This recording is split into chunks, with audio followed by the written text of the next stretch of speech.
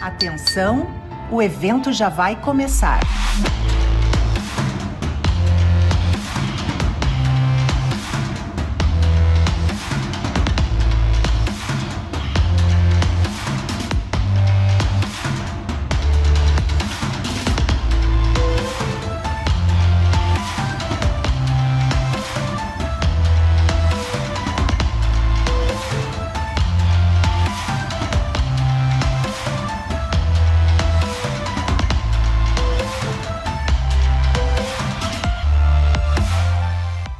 Sejam todos bem-vindos à RA SIC Caxias. O tema da palestra de hoje é Presente e Futuro do Rio Grande do Sul, ações para o desenvolvimento de Caxias do Sul e região. E damos boas-vindas ao nosso palestrante, o vice-governador do Rio Grande do Sul, Gabriel Souza. Agora nos telões, as marcas patrocinadoras e apoiadoras da RA SIC Caxias.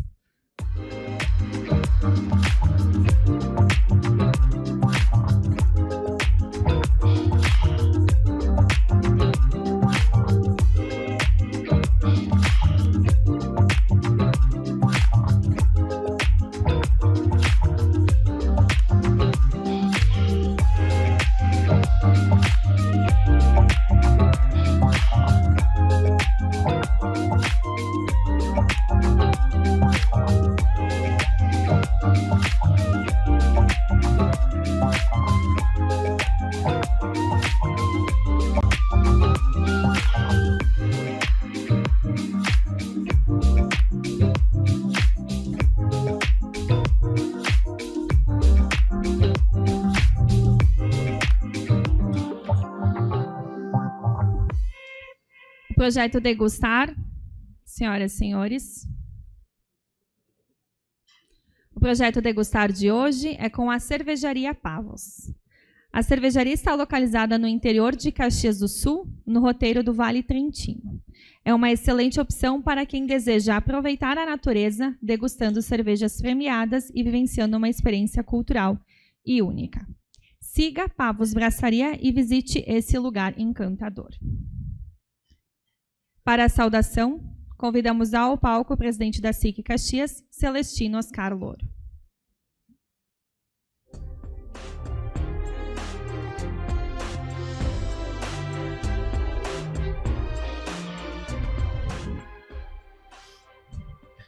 Uma saudação muito especial, nosso vice-governador, palestrante do dia de hoje, Gabriel Souza, vice-prefeito de Caxias do Sul, Edson Nespolo, em nome de quem eu também saúdo os demais prefeitos aqui da região que nos prestigiam nesta segunda-feira.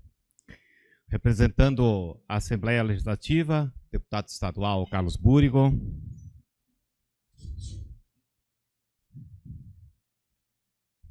ex-presidentes aqui da casa, da nossa SIC Caxias, a imprensa, e em especial também cada um das senhoras e dos senhores que escolheu estar conosco nesta segunda-feira.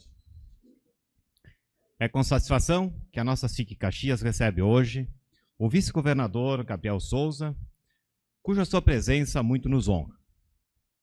A sua vinda demonstra abertura ao diálogo e sensibilidade às pautas que movem o desenvolvimento de toda a nossa região. Antes, porém, de passarmos a palavra ao nosso palestrante, vice-governador, precisamos destacar o sucesso que foi a segunda edição do nosso SIC Connect, o grande evento de gestão. Foi realizado em conjunto com grandes parceiros nos dias 25 e 26, agora, na semana que passou, lá na nossa UX, no teatro da nossa querida UX. Foram 2 dias intensos de reflexões, de conexões e de aprendizado, com palestrantes de excelência e uma plateia altamente engajada. O evento se consolida como um espaço de geração de conhecimento aplicado, provocando líderes e gestores a repensarem seus modelos de atuação e a implementarem de forma prática novas soluções nas suas organizações. Os impactos positivos já podem ser sentidos no fortalecimento do nosso ecossistema empresarial, que saia ainda mais preparado para enfrentar os desafios tecnológicos, inovar, crescer e gerir os seus negócios de maneira assertiva e humana. Como vocês poderão ver e conferir no vídeo que vamos exibir em seguida, o sucesso foi tamanho que estamos todos bastante entusiasmados para iniciarmos já o planejamento da edição de 2026.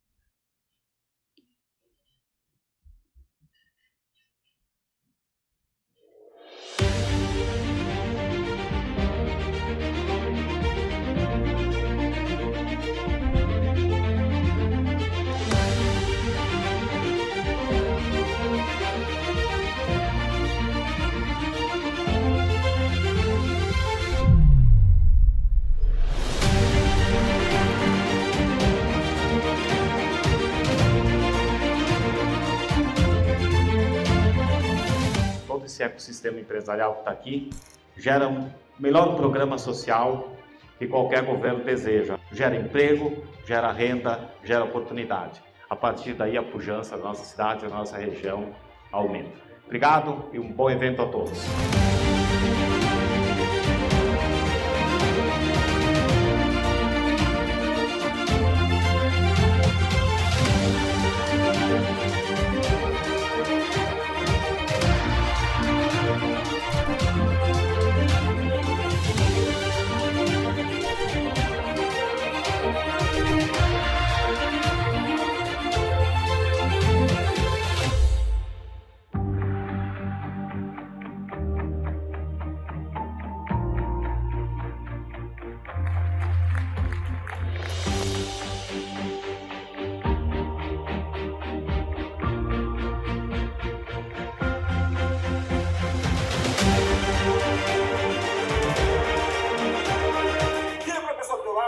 Faça um contrato com ela. Vamos nos divertir? Aperta a mão dela aí, bora aí.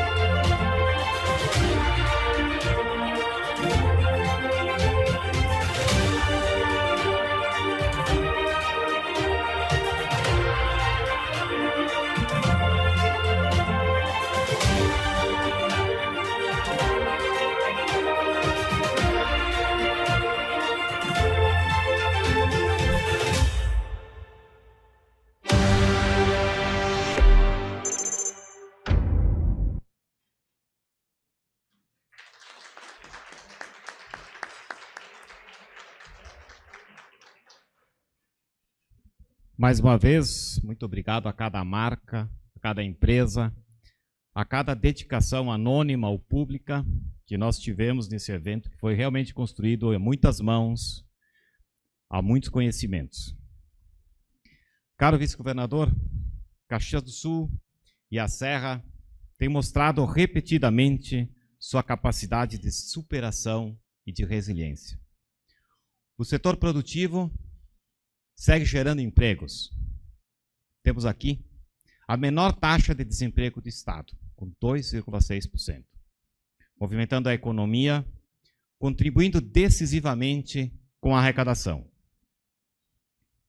No entanto, sabemos que para manter esse ritmo e seguir avançando, é preciso que os investimentos públicos acompanhem esse mesmo esforço. Temos convicção de que a infraestrutura é um dos pilares mais estratégicos para a competitividade e para o crescimento sustentável. Por isso, nós gostaríamos aqui de renovar, com espírito colaborativo, o nosso apelo por maior agilidade nas obras que impactam diretamente a nossa região. Entre elas, nós destacamos especialmente as obras de acesso ao novo aeroporto regional da Serra Gaúcha. Esse que é um equipamento vital para ampliarmos a nossa conectividade, atrair investimentos e impulsionar o turismo. O novo aeroporto precisa decolar e a infraestrutura de acesso precisa ser agilizada para que esse projeto realmente saia do papel com a eficiência que a nossa região merece. Estamos falando principalmente da RS 466. Essa rodovia ligará Caxias do Sul à região das Hortênsias, sendo também um acesso para a Rota do Sol.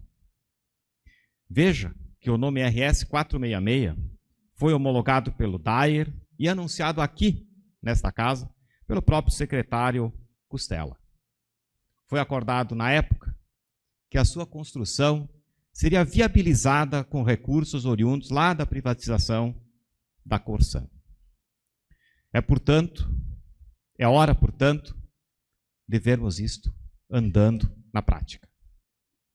Além do novo aeroporto, temos demandas históricas que precisam do apoio, do engajamento e da defesa pública do governo do Estado. Como, por exemplo, a conclusão da BR-448 na região metropolitana, a instalação do Porto Meridional lá no litoral norte, a ligação ferroviária do Rio Grande do Sul ao centro do país, e em especial a um terminal rodoferroviário aqui em Vacaria. Além destas, que necessitam do apoio do Estado, existem as demandas que precisam de ação direta do governo estadual, como, por exemplo, a modernização da nossa Rota do Sol e a agilidade na liberação para a execução de obras na concessão do Bloco 3. E em se tratando do programa de concessão de rodovias, caro vice-governador, diante do que está exposto, a Serra Gaúcha sente-se no direito de exigir do Estado equidade no investimento proposto lá para o Bloco 2. Enfim, são obras que integram regiões, encurtam distâncias e reduzem custos logísticos para toda a cadeia produtiva. Temos plena convicção de que o desenvolvimento do Rio Grande do Sul, no presente e no futuro, também passa por aqui. Por isso, seguimos firmes na defesa de uma atuação conjunta e propositiva, em que Estado e setor privado caminhem lado a lado, com metas claras, prazos factíveis e compromissos honrados. Da mesma forma, caro vice-governador, no campo da reforma administrativa, nos preocupam notícias recentes sobre o aumento do custo da máquina pública, com a concessão de benefícios, principalmente no judiciário, e, obviamente, com possíveis desdobramentos em cascata. Nossa expectativa é de que, diante dessas notícias, o governo do Estado tome para si o papel de discutir essas pautas, que a sociedade simplesmente não suporta mais.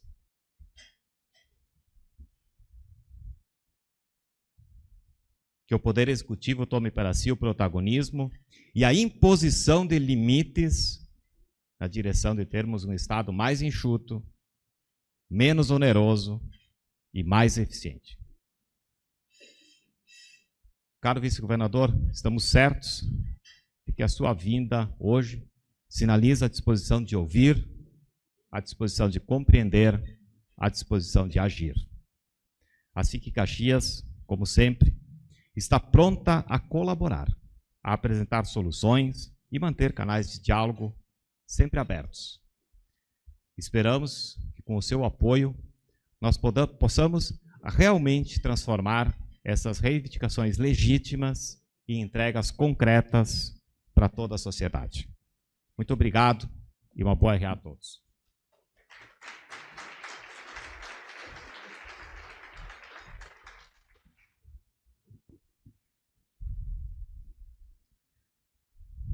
Senhoras e senhores, na vitrine de hoje temos a participação das empresas associadas Faculdade Ideal e Rádio Viva. A Faculdade Ideal é uma instituição de superior privada, presente em Caxias do Sul desde 2006. Oferece diversas opções de cursos em todas as áreas do conhecimento, incluindo graduação, pós-graduação extensão, EJA e AD ensino médio. Venha conhecer a Faculdade Ideal. A empresa organizou um sorteio. Vamos conhecer o ganhador.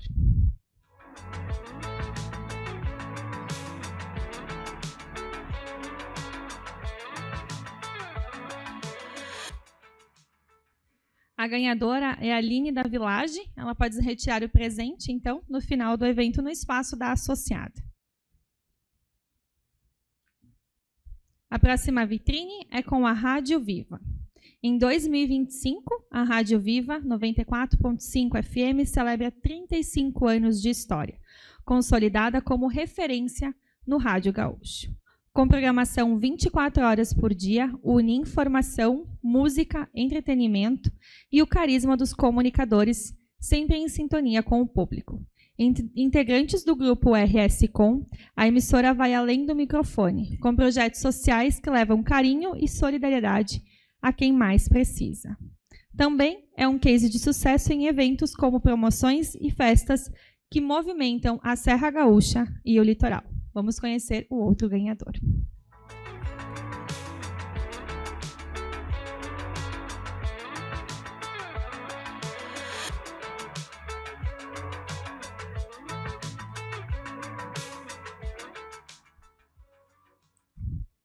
Paulo. É o Paulo César dos Santos, é o presidente ele é da César Tour, mas ele é nosso presidente também. Parabéns.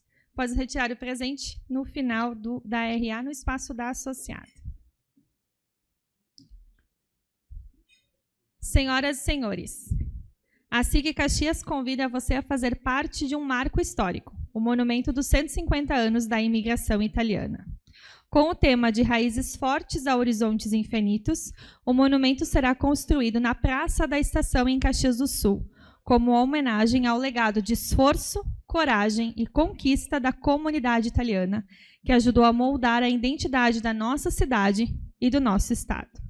Confiram o vídeo. De raízes fortes, nasceu uma cidade construída com coragem, trabalho e união. 150 anos depois, celebramos essa jornada com um monumento que conecta gerações. Faça parte dessa história. Tenha o nome da sua família ou da sua empresa eternizados nessa obra. Acesse monumento150anos.com.br e saiba mais. Realização SIC Caxias. Mídia Partner, Grupo RBS. E fica um convite para todos participarem na próxima terça-feira, dia 8 de julho, às 19h30, será realizada a 16ª edição do Troféu Ítalo Victor Bersani, uma noite especial de reconhecimento e celebração. Nesse ano, as empresas agraciadas são, na categoria Indústria, a Metalúrgica Buzin, na categoria Comércio, a Livraria Rossi, na categoria Serviços, a Interface Comunicação e Eventos e na menção honrosa o Instituto Hércules Galó.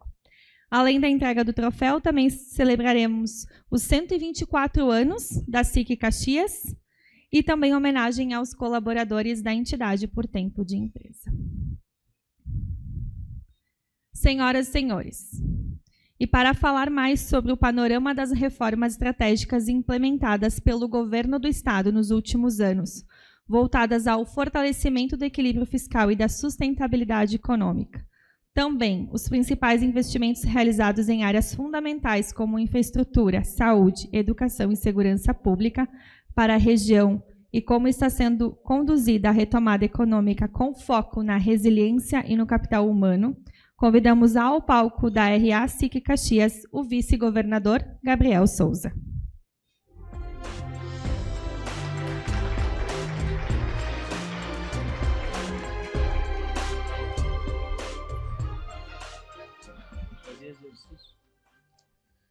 Bom dia a todos. Por gentileza, continuem degustando aí a bela comida, deliciosa comida servida aqui pela SIC. Quero cumprimentar inicialmente o nosso anfitrião aqui, o presidente da SIC Caxias do Sul, caro amigo Celestino Louro. Em nome dele, cumprimentando todos os demais dirigentes dessa entidade, bem como seus colaboradores. É a terceira vez, salvo engano, que venho aqui, não é? A primeira como presidente da Assembleia Legislativa e essa e a anterior como vice-governador do Estado. muito bom voltar aqui sempre a essa casa de ótimos debates de altíssimo nível, né, no sentido de poder não só falar, mas também ouvir, colher demandas, como foi o caso que fizemos agora há pouco na reunião da diretoria. Então, caro presidente, muito obrigado aí pelo convite.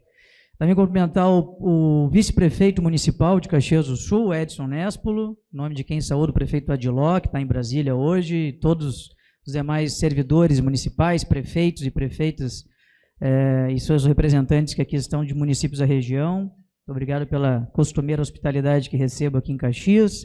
Também meu caro amigo, o deputado Carlos Búrigo, representando neste ato a Assembleia Legislativa do Estado, o deputado Búrigo, que é um contundente defensor aqui das pautas da Serra Gaúcha, em especial de Caxias do Sul, cidade onde reside e tem seu domicílio eleitoral. Então, em nome dele, cumprimentar também a Assembleia Legislativa. Representando aqui a Casa Civil, a ex-vice-prefeita, minha amiga também, Paula Lores, que hoje está no governo do Estado conosco. Também cumprimento o subsecretário de Irrigação da Secretaria da Agricultura, Paulo Salerno, ex-prefeito de Restinga Seca. Cumprimentar o prefeito de São Marcos, Volmir Reck, prefeito de Farroupilha, segundo me falaram, está aí. Está aqui o Jonas, tudo bem. Vou na festa do Kive agora, daqui a alguma quinta-feira estarei em Farroupilha na festa do Kive. Comeremos quive, né? Então, muito obrigado, Jonas, pela presença. O presidente da SIC São Marcos, Dorival Perozzo, e o diretor do Banrisul, o diretor Fernando Postal. Muito obrigado pela presença de todos os senhores e senhoras. Inicialmente, me cabe aqui dizer, vou cronometrar aqui, porque sabe como é que é, às vezes a gente se passa, né, e sei que todos têm que trabalhar, inclusive eu, voltar para os nossos afazeres à tarde, então vou iniciar aqui o meu cronômetro. Mas quero, primeiramente, falar uma palavra sobre as chuvas do final de semana, né? O nosso tema aqui não é esse, mas naturalmente está no contexto. Felizmente, né, conseguimos passar por essas chuvas de maneira sem maiores danos, em especial as vidas das pessoas, que é a nossa maior prioridade.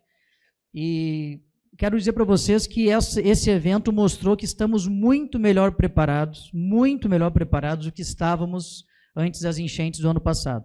Nós temos hoje uma estrutura na Defesa Civil muito mais robusta, com 114 militares a mais servindo na Defesa Civil, são bombeiros ou policiais militares da Brigada Militar, todos eles servidores de carreira, naturalmente, que estão distribuídos nas regionais aqui do Estado, e foi o que possibilitou que, antes do início das chuvas desse final de semana, nós montássemos 5 gabinetes de crise espalhados pelo interior do Estado, entre as quais aqui em Caxias do Sul, a qual foi sede de uma delas. Além disso, uma diferença patente no tocante à capacidade de previsão, de monitoramento dos eventos climáticos, né? Eu, infelizmente, me tornei um pouco especialista nesse assunto de gestão de crise, né, em virtude dos eventos climáticos que o Rio Grande do Sul viveu desde 2023, e eu posso atestar para vocês que a diferença de qualidade técnica dos nossos equipamentos melhorou significativamente. Hoje nós temos radares novos adquiridos, estações hidrometeorológicas novas, né? Nós temos radares que entendem as questões meteorológicas, que são propriamente dito as chuvas, as nuvens, os ventos, as questões do clima, que vão estar incidindo sobre determinadas regiões ou não, em qual incidência que provavelmente se dará, ou seja, quantos milímetros de chuva vai chover ou não em cada uma das regiões. E nós temos, ao mesmo tempo, estudos hidrológicos, que é a segunda fase, que mostra o seguinte: se chover 100 milímetros, 200 milímetros na região X, Y, Z, o que acontece com os rios e qual o nível de elevação que os rios podem chegar em quanto tempo.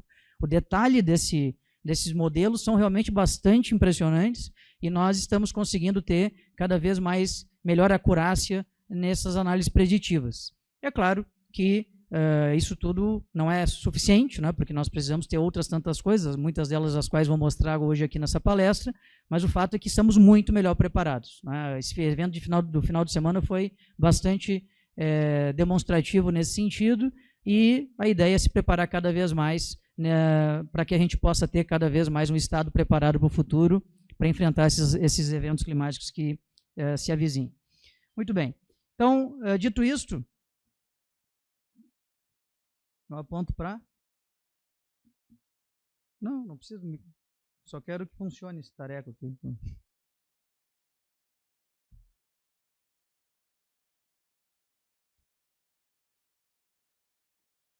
Dito isto, né, nós vamos entrar, então, aqui numa fala que eu gostaria de fazer para os senhores e senhoras, mostrando o presente e o futuro do Rio Grande do Sul. Mas para que eu possa falar do presente e do futuro, inevitavelmente eu terei que voltar 3 casas no tabuleiro para falar um pouquinho do que aconteceu agora há pouco, recentemente, para que chegássemos até aqui na situação atual e que possamos agora, a partir dessa construção de futuro, estabelecer estratégias coletivas aí para o Estado nos próximos períodos.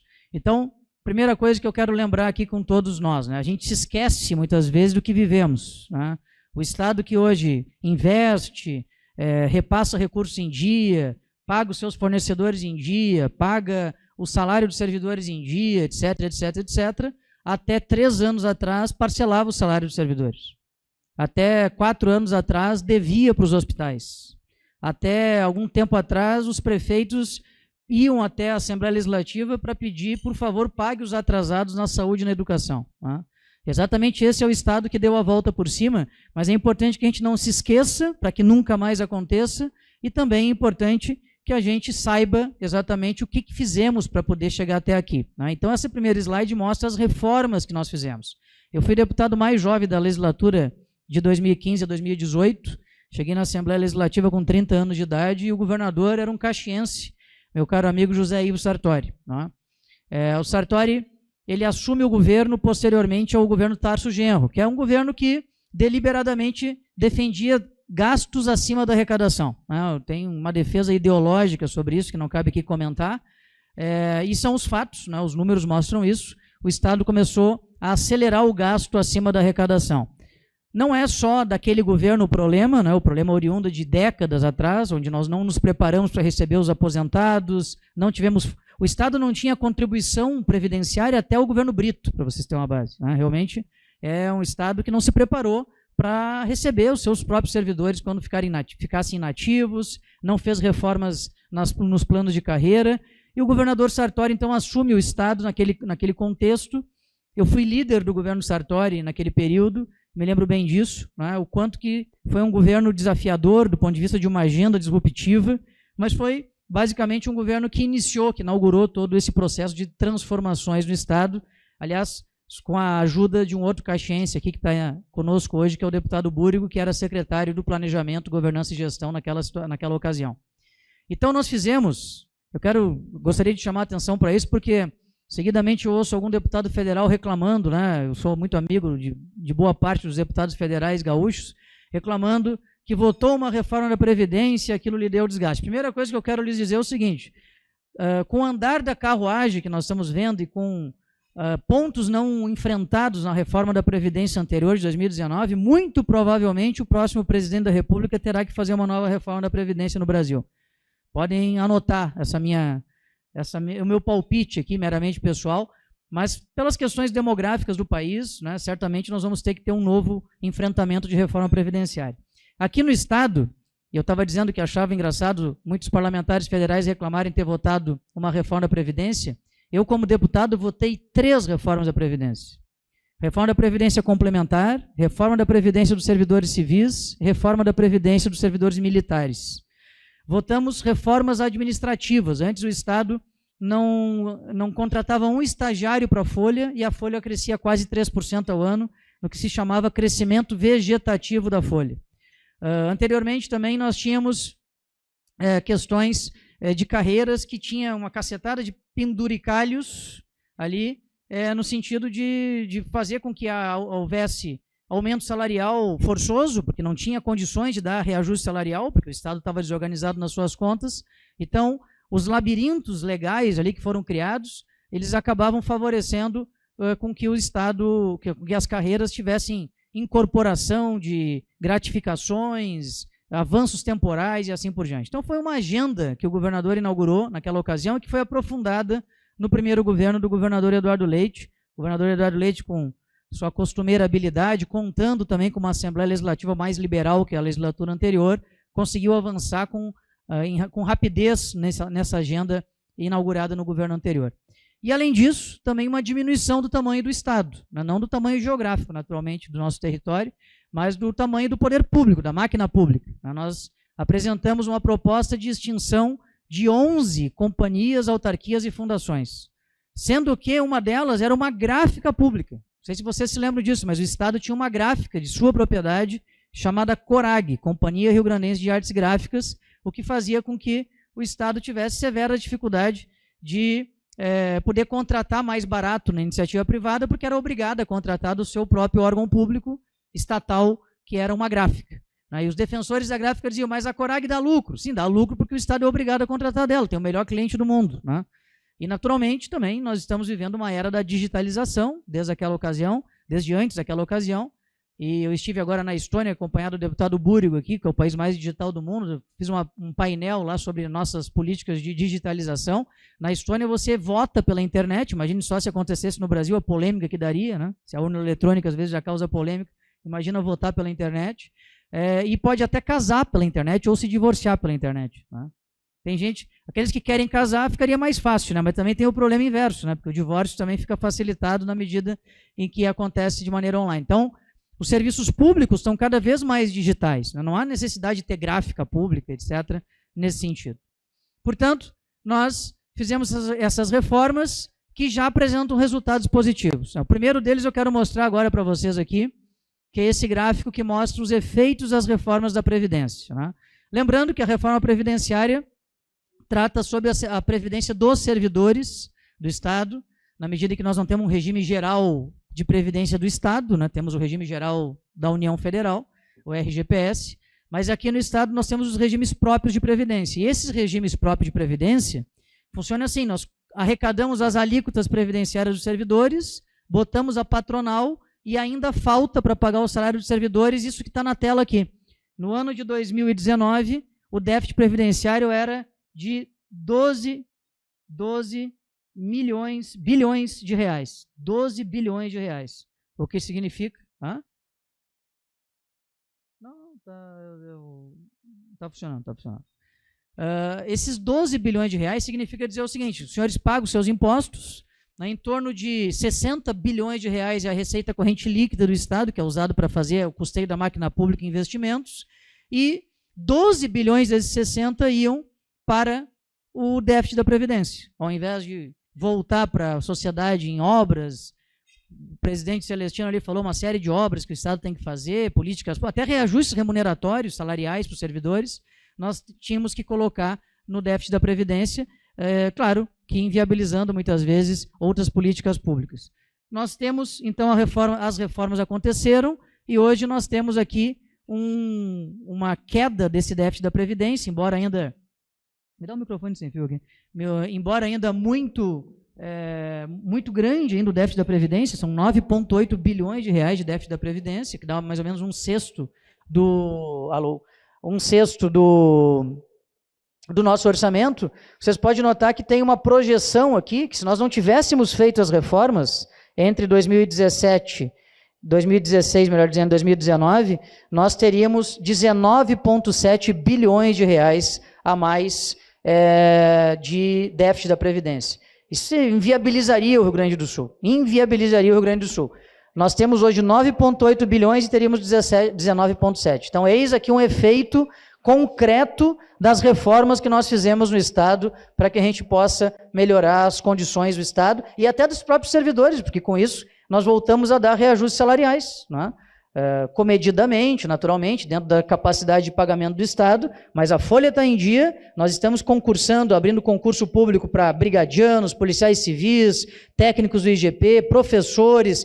Depois de década sem fazer concurso de professor, o Estado fez pela primeira vez em uma década, voltou a fazer concurso de professores, parou de fazer contratação emergencial e assim por diante, por essas questões, entre outras.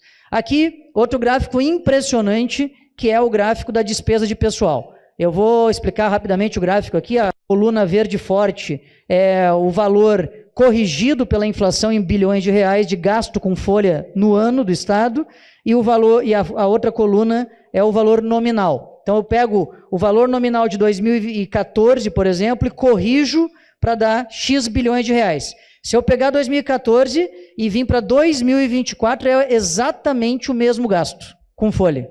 Esse número é impressionante. Nós estancamos o crescimento vegetativo da folha. Ela crescia em torno de 3% ao ano, até que a gente conseguiu estabilizar e diminuir proporcionalmente no nosso orçamento.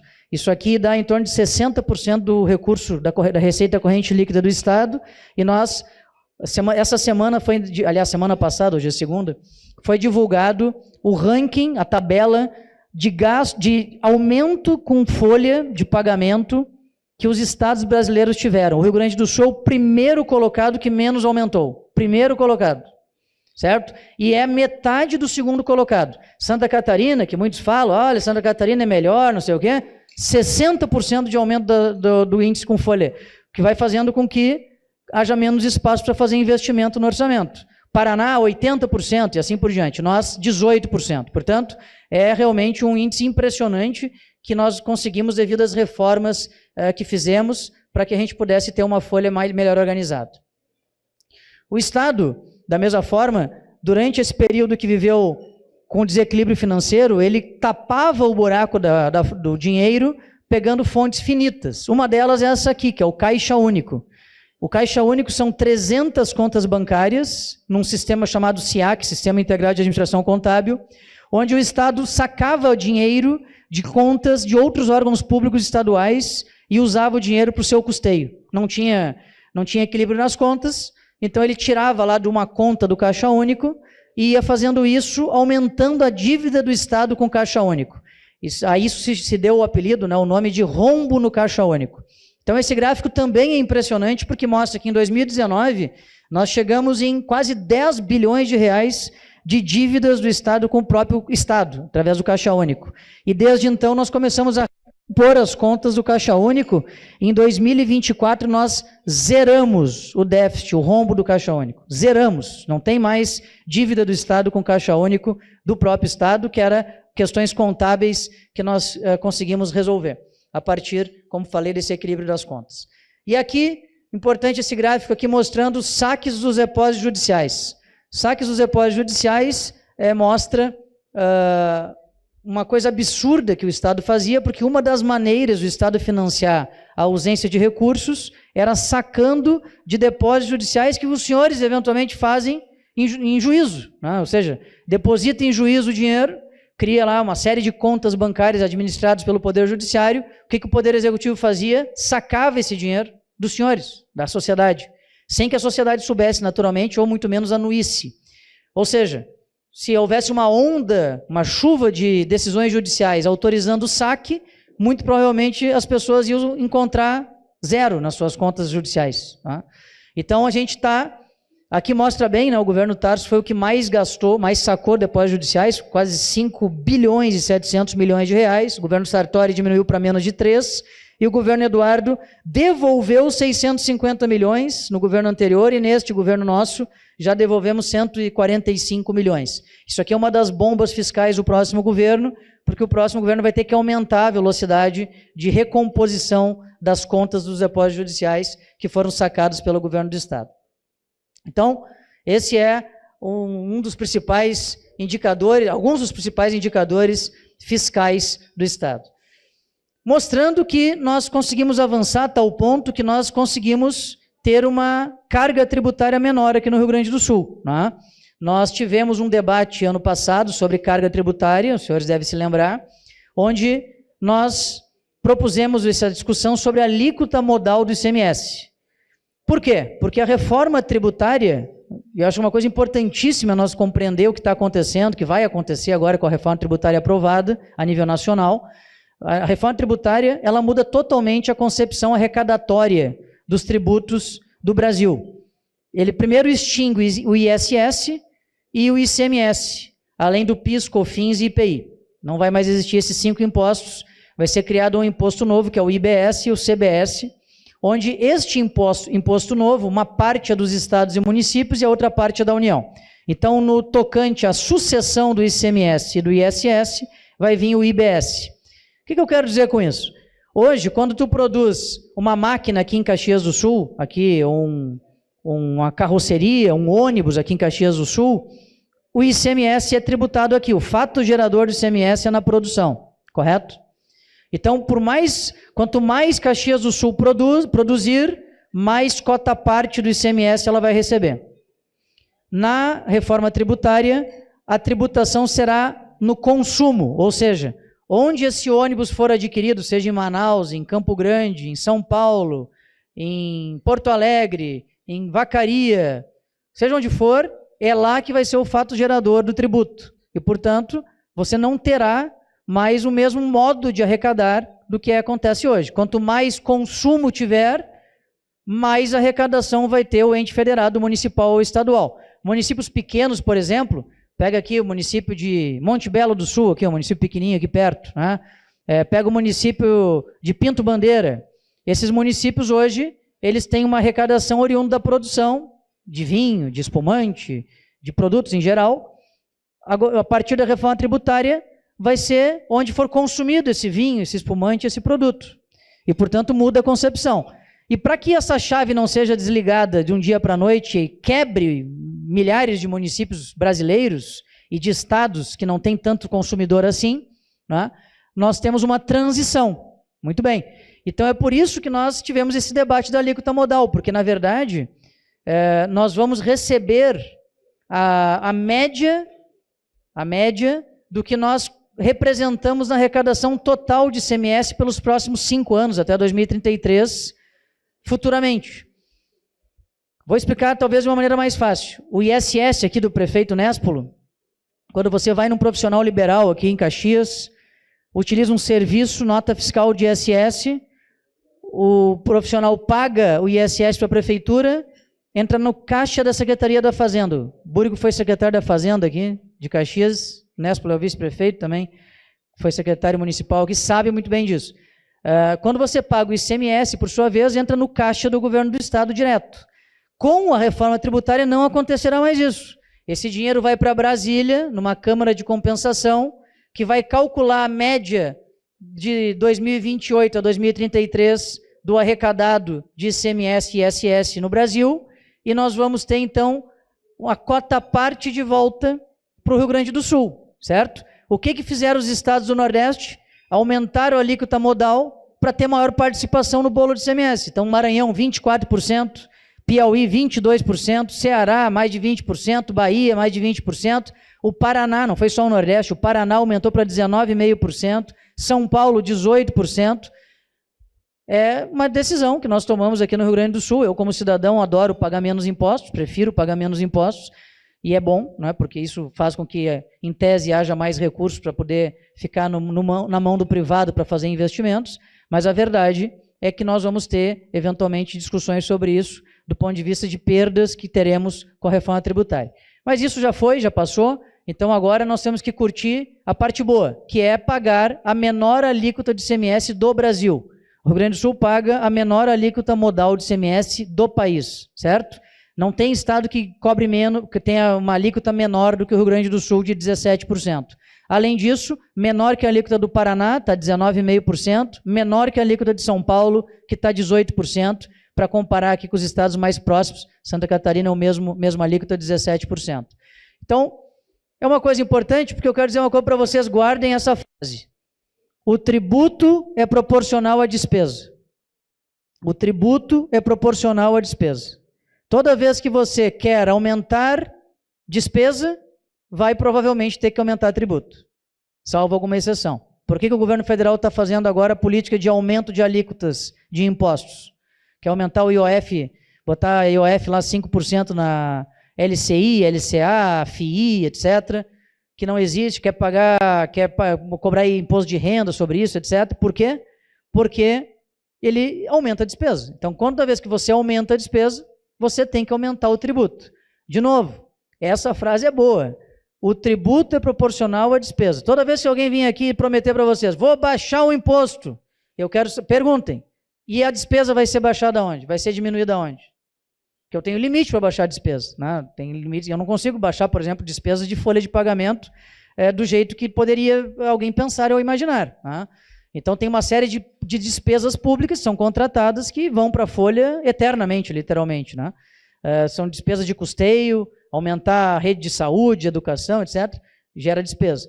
Então, eu preciso diminuir a despesa para diminuir o tributo. Foi isso que nós fizemos. Vocês se lembram, no governo Sartori e no governo Eduardo I, nós falamos sobre majoração da alíquota de ICMS por um período. E nós nos preparamos para ter uma alíquota de 17%. O probleminha que deu foi que o Congresso Nacional em 2021, 2022, lá por causa das eleições, mudou todas as regras do ICMS sem combinar com ninguém. Mas não fosse isso, certamente era o planejamento de fato.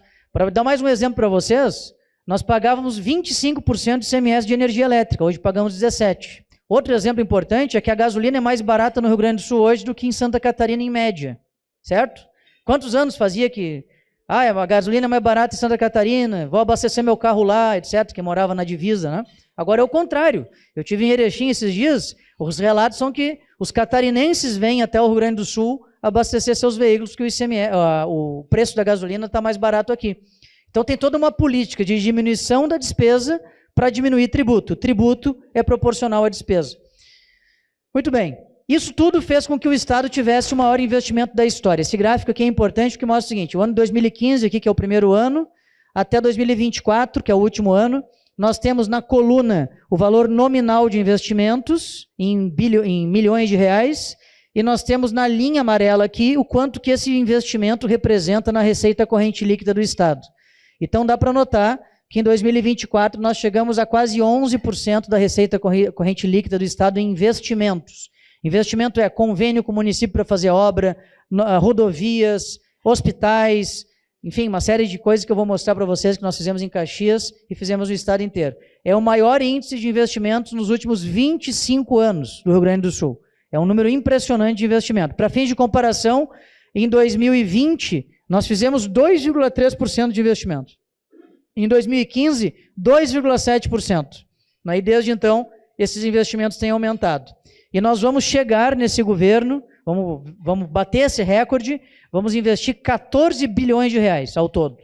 Não é pelo recurso do FUNRIGS na reconstrução e preparação do Estado para a resiliência climática. Muito bem.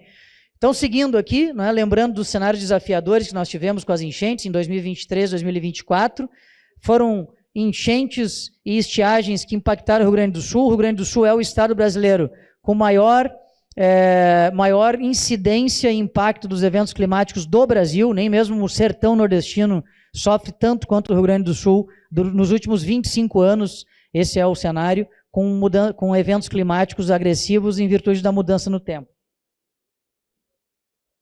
Então, eu quero mostrar para vocês o seguinte aqui, ó, o futuro do Rio Grande do Sul, entre outras coisas, resiliência climática. Nós precisaremos nos preparar para enchentes, para estar cada vez mais preparados nesse sentido, contenção de cheias, obras estruturantes, etc., mas também o contrário é verdadeiro. Temos que nos preparar para estiagens. Tá? E por que temos que nos preparar para estiagens? Esse gráfico aqui mostra o seguinte, o gráfico de cima é a produção de grãos no Rio Grande do Sul, em especial no tocante à safra de verão. E o gráfico de baixo é o PIB. Então, toda vez que tem diminuição da produção de grãos, diminui o PIB. Aqui, ó, 2004, 2005, caiu, deu estiagem, governo Rigoto, diminuiu o PIB do Estado. 2012, estiagem de novo, diminuiu o PIB do Estado. 2020, 2022 e 2023, estiagem, diminuiu o PIB do Estado. 2025, mesma coisa, tivemos estiagem no verão, provavelmente no ano que vem nós vamos calcular o PIB e poderemos ter problema no PIB. Então, o que nós precisamos fazer aqui? Nós precisamos ter políticas de irrigação, está aqui o Paulinho Salerno, que é o nosso subsecretário de irrigação. O programa de irrigação do governo do Estado é o Super Estiagem, é um programa que paga 20% do custo do investimento em irrigação na propriedade rural, até R$500 mil. Então, se você tem um projeto de irrigação de até R$500 mil, o Estado paga R$100 mil. E o Estado não está emprestando dinheiro ou subsidiando o juro. Não, nós passamos o recurso para o bolso do produtor, certo? Viramos sócio do produtor.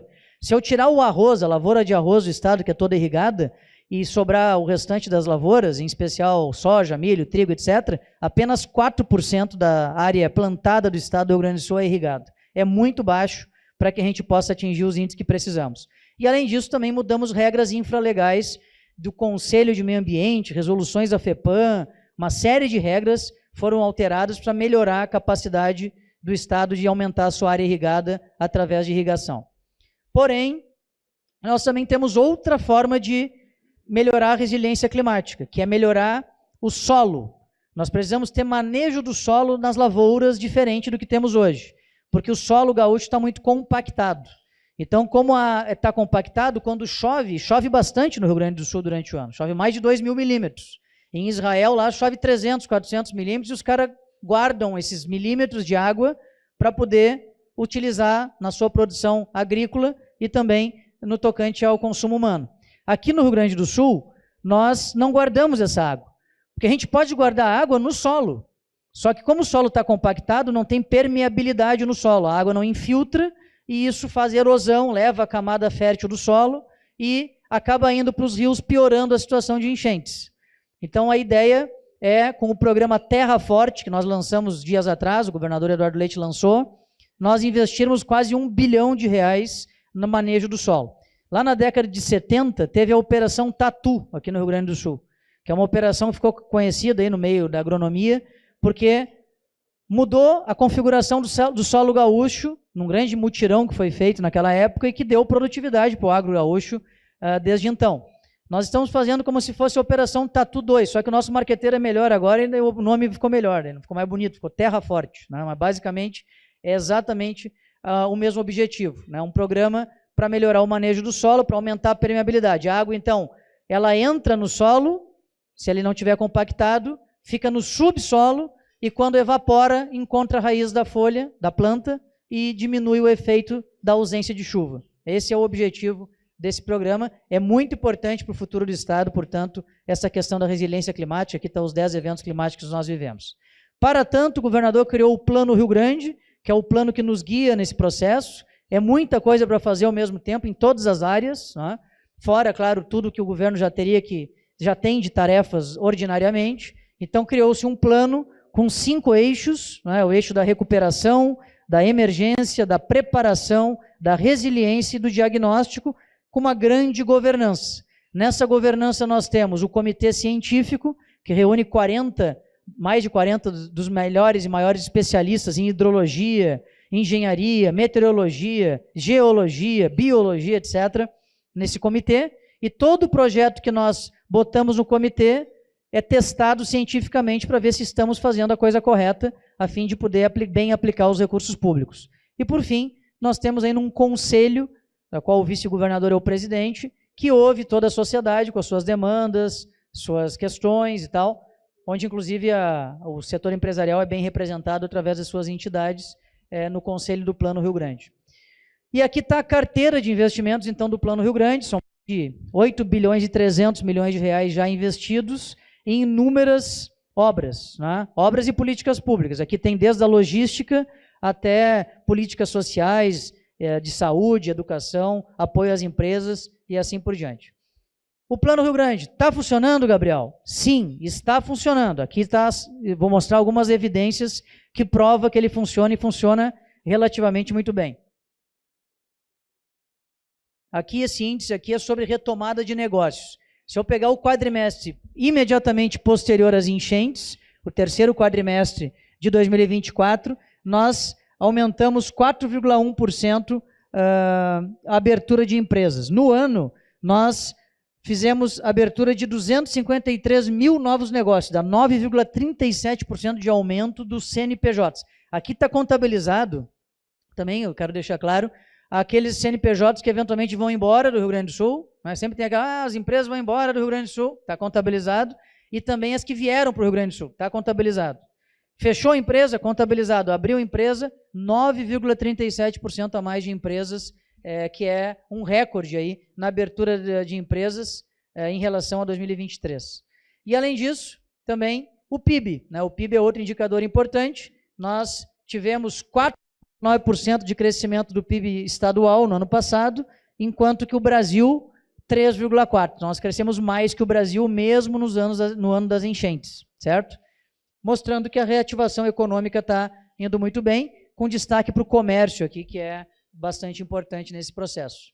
E o PIB segue crescendo. Aqui está o PIB do primeiro trimestre de 2025, O PIB cresceu 1,3% em comparação ao trimestre anterior, ao quarto trimestre de 24, e 1,8% em comparação ao trimestre do mesmo trimestre de 2024. Portanto, estamos crescendo, a economia crescendo, aumentando o número de empresas, de negócios e a geração de emprego. Aqui está o destaque para a agropecuária também, que mesmo com as estiagens teve importância nesse sentido. E aqui também, acho que não está aqui, mas eu posso falar para vocês que nós fomos o campeão nacional de geração de emprego no primeiro trimestre desse ano, ganhando mais uma vez de Santa Catarina, né, que é um estado que cresce bastante, nós estamos ganhando de Santa Catarina na geração de emprego. Isso é muito pelo investimento público que nós estamos fazendo, do governo do estado, das prefeituras, imagino que a prefeitura de Caxias, Nesplo, está fazendo muito investimento também, e também o próprio governo federal, mas também em virtude do privado, né? Porque além de estarmos fazendo o maior investimento público da história do Rio Grande do Sul, tivemos em 2024 o maior investimento privado da história do Rio Grande do Sul. Tá? Mais de 100 bilhões de reais. Eu vou destacar 2 investimentos aqui fundamentais. O primeiro, a CMPC investe 25 bilhões de reais anunciados em Barra do Ribeiro, Pelotas e Rio Grande. A CMPC vai construir um porto novo em Barra do Ribeiro. É uma coisa impressionante que a CMPC vai fazer. O último grande investimento desse porte no Rio Grande do Sul privado foi o polo petroquímico, para vocês terem uma base. Realmente é um investimento muito significativo e valioso da CMPC. E o outro investimento importante é a Scala Data Center em Eldorado do Sul. A Scala Data Center vai iniciar o investimento com 3 bilhões de reais e vai colocar o Rio Grande do Sul no mapa da inteligência artificial do mundo.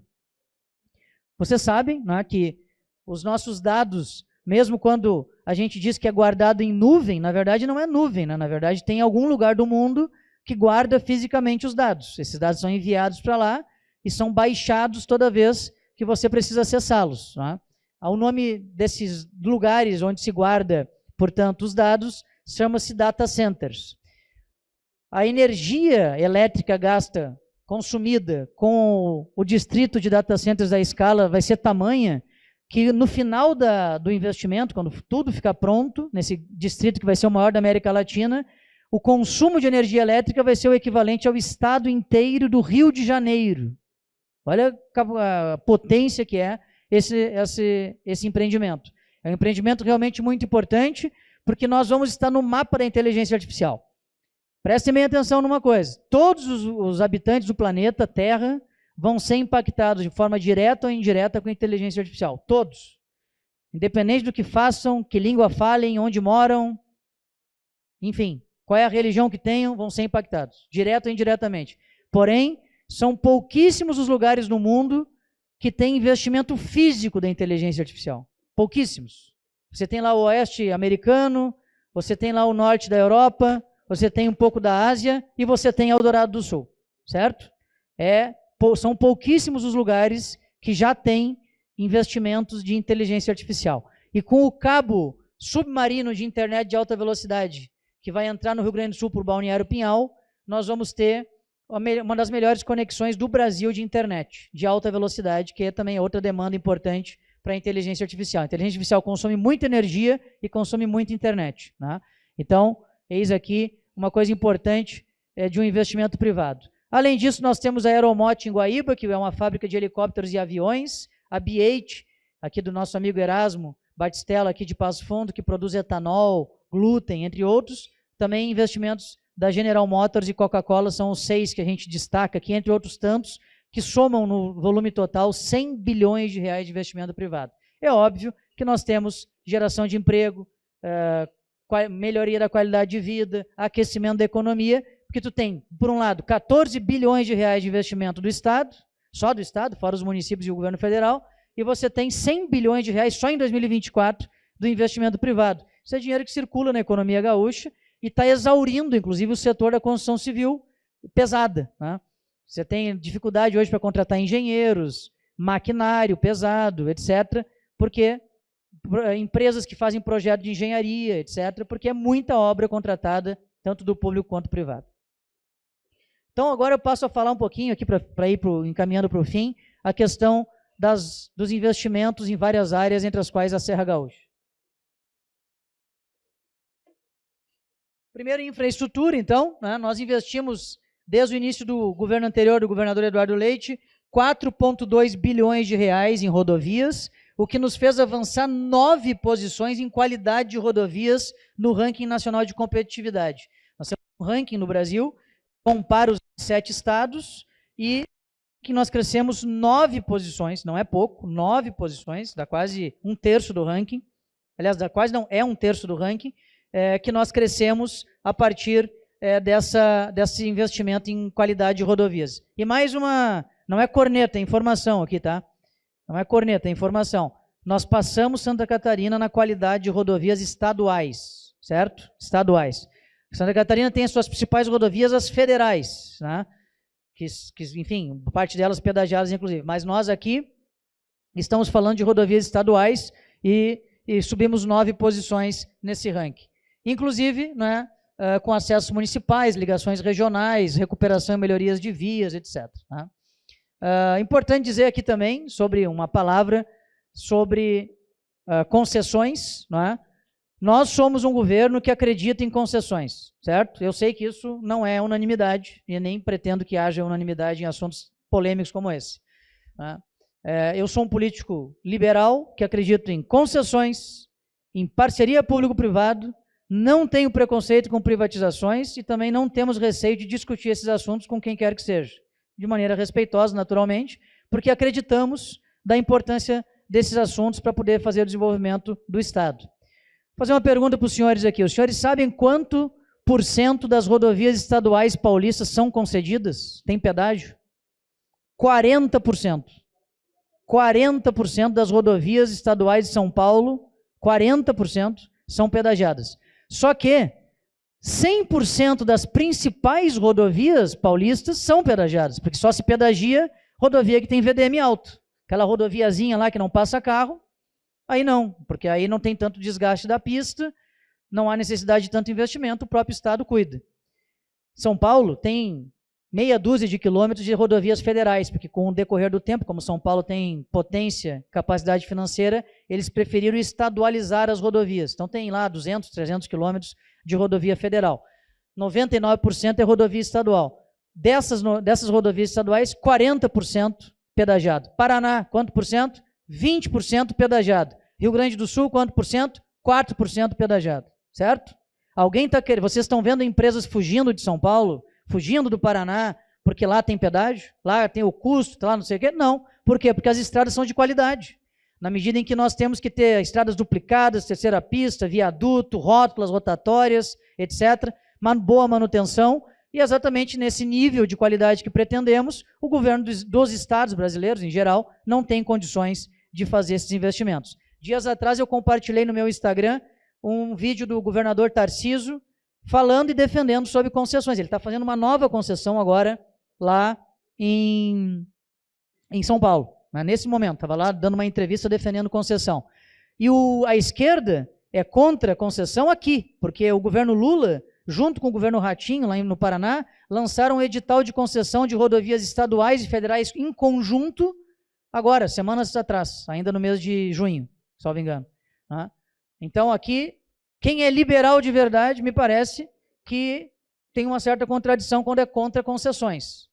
Mas eu respeito, naturalmente, até aqueles que eventualmente vão ao encontro, e não em encontro, vão de encontro e não ao encontro, às suas próprias ideologias. Eu entendo que o liberalismo, ele defende uma parceria com a iniciativa privada e uma substituição da presença do Estado pela iniciativa privada em serviços, inclusive públicos, que continuarão públicos. E como deputado estadual, inclusive defendi essa agenda desde o governo Sartori, como falei, como presidente da Assembleia Legislativa no governo Eduardo Leite, foi na minha gestão que nós privatizamos a Corsan, e estamos agora aqui com uma agenda liberal de concessões à iniciativa privada. É óbvio que os termos das concessões têm que ser debatidos, discutidos com a sociedade, naturalmente, mas eu tenho certeza, nós temos convicção, com devido respeito a quem pensa diferente, o que é legítimo, é que esse é um caminho correto para fazer os investimentos do porte que o Rio Grande do Sul precisa. No governo que vem, quero lembrar, nós não teremos FUNRIGS. Nós não teremos FUNRIGS, porque o FUNRIGS, que é não pagar a dívida com a União e usar o dinheiro para reconstruir o Estado, inclusive com obras, ele findará em março de 2027. E o governo que vem iniciará em janeiro de 27. Portanto, o governo que vem iniciará a sua gestão voltando a pagar a dívida com a União, que é uma despesa a mais. O governo que vem vai ter que ter mais gastos com educação e saúde, porque nós estamos tendo questionamentos lá no cômputo dos 25% e 12% de gastos obrigatórios com saúde. O governo que vem vai ter que aumentar a devolução para os depósitos judiciais, como eu falei antes. O governo que vem vai ter que aumentar o aporte com precatórios, salvo se for prorrogado mais uma vez, lá pela 5ª vez, na Constituição Federal, o prazo limite para a quitação dos precatórios. Inclusive, a PEC 66 é de interesse dos municípios, inclusive, e dos estados. E assim por diante. Então, tem bombas fiscais para o próximo governo, entre outras tantas, que não cabe aqui comentar, e nem é uma queixa, ao contrário, é só uma decisão. Vamos garantir os investimentos privados para ter obras de rodovia pelos próximos 30 anos, ou vamos ter de novo aquele chove não molha que acaba, infelizmente, não deixando o Rio Grande do Sul durante anos sem capacidade de investimento e com as rodovias completamente defasadas perante a necessidade logística do Estado. Então, nós realmente entramos no debate das concessões, fizemos a concessão aqui da Caminhos da Serra Gaúcha, aqui da CSG está aqui, inclusive, né? E estamos fazendo agora no bloco 2, certo? Eu sei que não é unanimidade, mas, enfim, é um assunto que nós estamos debatendo aí com a sociedade. E vamos continuar debatendo, não exaurimos ainda a discussão. Estiagem eu já falei, né, sobre as políticas lá do subvenção para irrigação, Operação Terra Forte. Saúde, síndromes respiratórias agudas graves, SIRAG, para quem é da gestão da saúde pública. As síndromes respiratórias agudas graves, pneumonia, bronquites, H1N1, doenças virais, gripe, Covid, etc., tem uma incidência maior no inverno. Então, o governador liberou mais 133 milhões de reais para o inverno gaúcho, sendo que 100 milhões para os hospitais e 33 milhões para os municípios. A rede de atenção básica dos municípios receberam aportes. É uma epidemia nacional de SIRAG. Nós estamos tendo, até estados nordestinos, lá como o Ceará, está tendo epidemia de doenças respiratórias nessa época do ano, mas um ponto nos chama a atenção aqui. Sabem quanto % dos internados por SIRAG foram vacinados? 5%. 5%. 95% dos internados em leitos hospitalares por síndromes respiratórias graves não se vacinaram. Eis aqui a importância da vacinação também para a gente diminuir, prevenir, é melhor que remediar, né? Esse tipo de situação aí em pessoas, e quando a gente fala de óbitos é ainda maior o índice de pessoas não vacinadas. Muito bem. Então, agora vamos nos ater aqui a Caxias do Sul, especificamente a região, né, com os investimentos do Estado.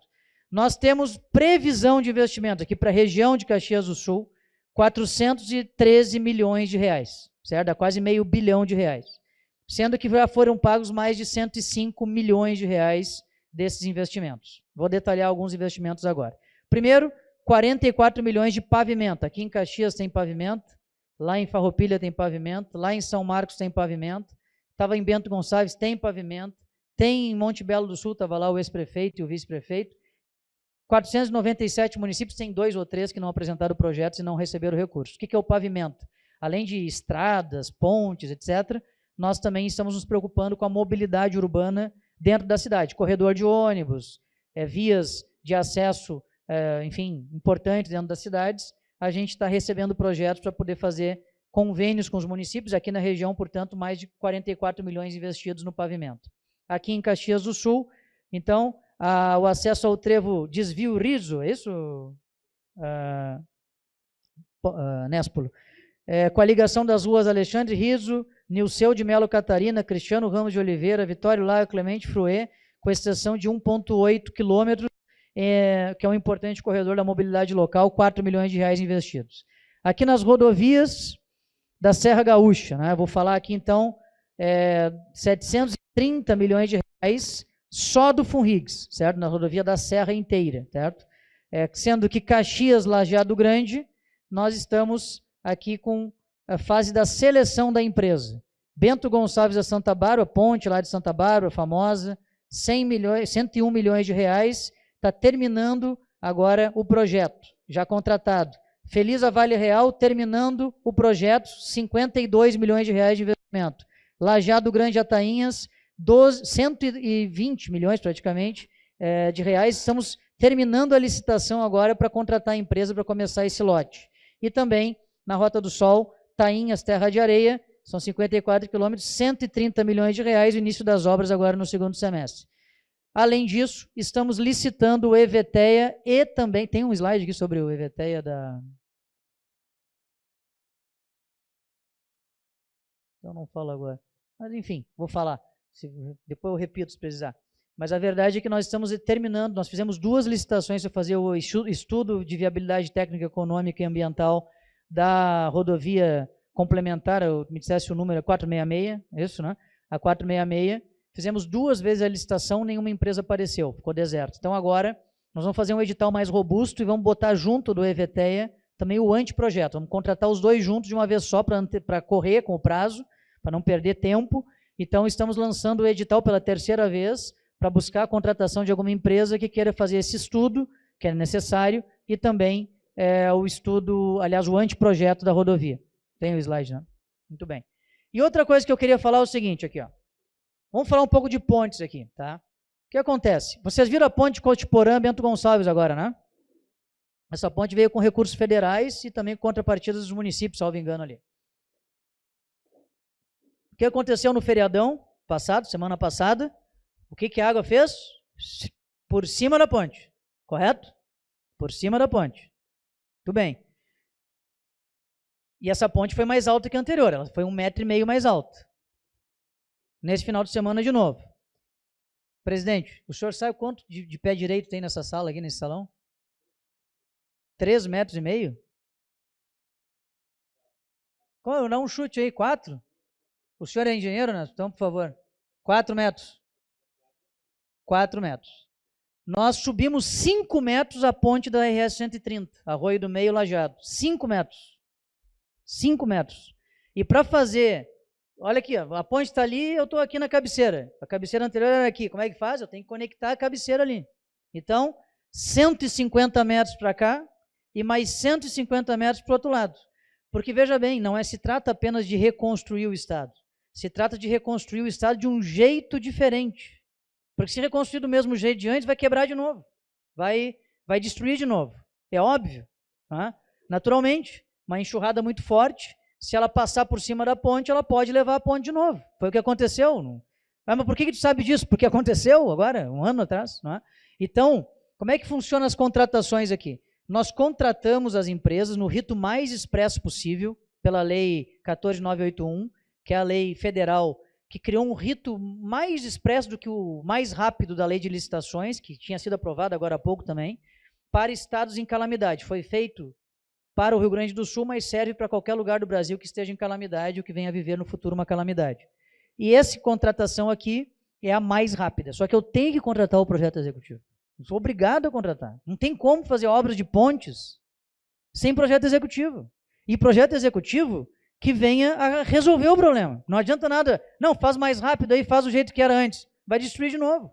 Eu vou botar 729,2 milhões de reais de dinheiro público de todos os contribuintes gaúchos em obras que já sabemos antecipadamente que podem não resistir em eventuais futuros intempéries climáticos. Seria uma irresponsabilidade. Então, sim, nós temos que fazer os projetos. É por isso que esse primeiro semestre, ele foi dedicado a projetos. Né? Nós contratamos as empresas já em grande parte, essas empresas aqui estão contratadas ou em vias de, e nesse rito mais rápido que é possível de contratar, só que primeiro eles têm que me entregar o projeto executivo. Para depois o DAER, então, aprovar o projeto executivo, eu testo lá no comitê científico do Plano Rio Grande, com os, enfim, especialistas, ok, isso aqui, ok, pode tocar, toquei, aprovamos o projeto executivo e início de obra. Então, podem ter certeza, o segundo semestre vai ser um canteiro de obras no Rio Grande do Sul, canteiro de obras. Nós vamos iniciar a obra por todos os lados, certo? É claro que ainda vai ter pontos que talvez necessitem, né, avançar, iniciar, talvez o Estado não tenha condições de fazer todas as obras, infelizmente, mas vai ser um canteiro de obras o Estado, em virtude desse grande programa que é liderado aí pelo governador e que nós estamos investindo 730 milhões de reais só do Funrigs em rodovias aqui da Serra Gaúcha. Portanto, podem ter certeza, segundo semestre, muita obra, porque a fase dos projetos executivos está sendo conclusa ou já está em vias de concluir-se. Aqui as pontes, então, que eu estava já falando, né? A ponte Nova Roma do Sul, Rio das Antas, 27 milhões de reais, concluindo os anteprojetos. Ponte Feliz em via de iniciar a obra, já estamos aí na RS 843, no Rio Caí, 12,4 milhões de reais.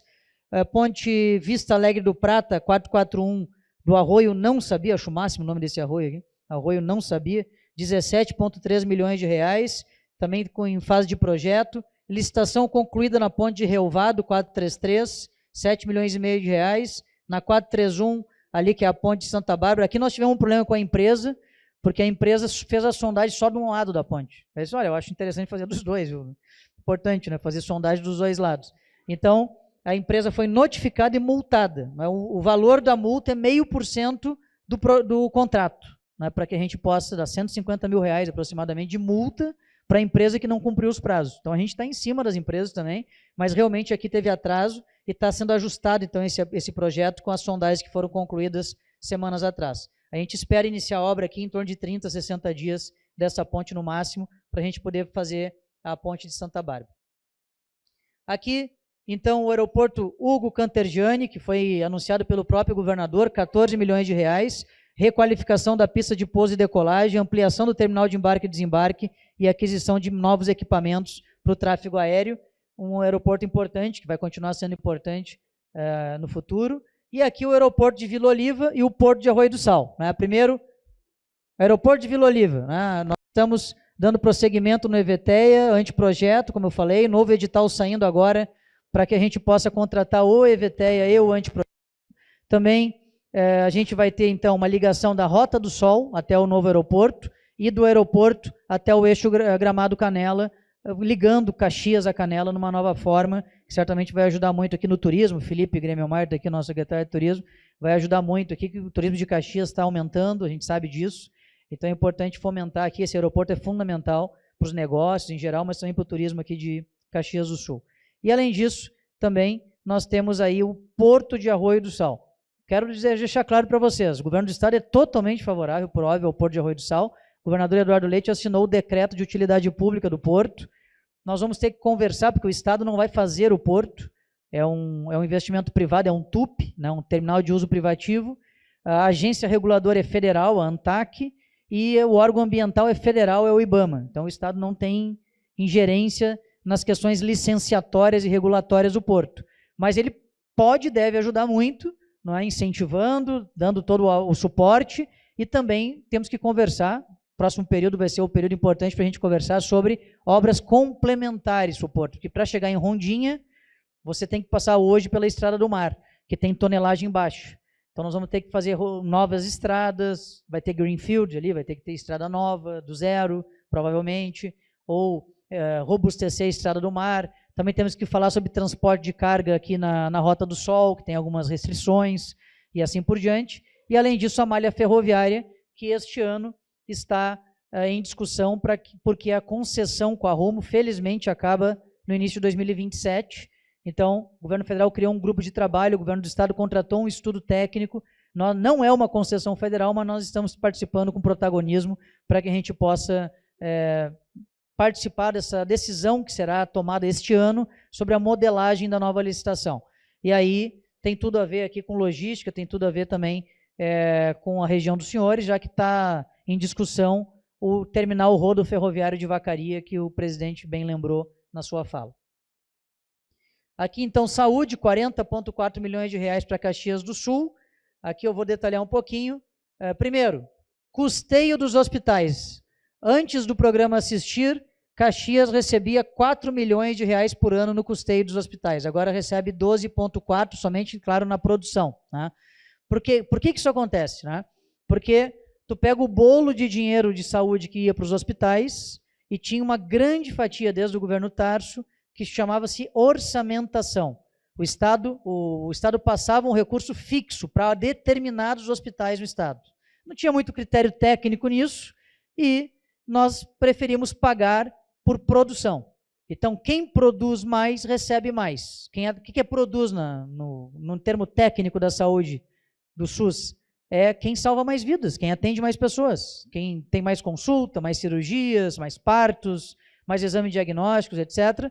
Então, estes nós pagamos mais. Quanto mais produzir, mais vai receber. Nós aumentamos a verba de custeio dos hospitais de Caxias para 205%.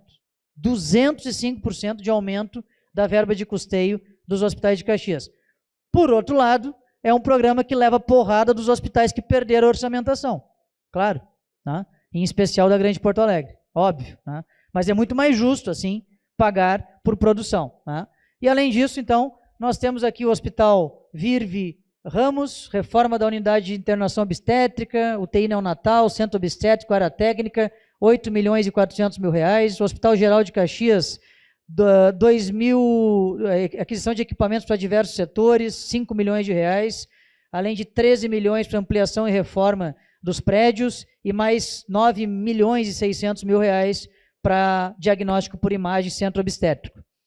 Senhores, o Estado que até agora parcelava a folha de pagamento, os prefeitos iam pedir, por favor, pague o atrasado, até 3 anos e meio atrás.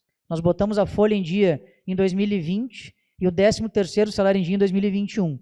Nós estamos agora botando muito recurso, não é, para investimento, para melhorar a vida das pessoas. Tem uma frase do governador que eu gosto muito, que é: quem cuida das contas, cuida das pessoas. Isso é assim nas suas empresas também. Se vocês não cuidar das contas, vai ter problema para as empresas, e assim nos nossos orçamentos domésticos também. E não é diferente no Estado.